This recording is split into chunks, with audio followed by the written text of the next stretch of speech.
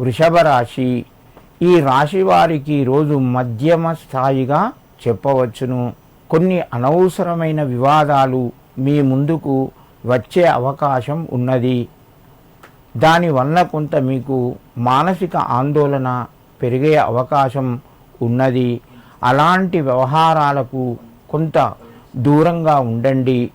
సమయానికి మీరు దైవ నామస్మరణ కానీ లేదా వేరే దానిపైన దృష్టి కేంద్రీకరించడం వలన మీకు మానసిక ఒత్తిడి తగ్గుతూ ఉంటుంది.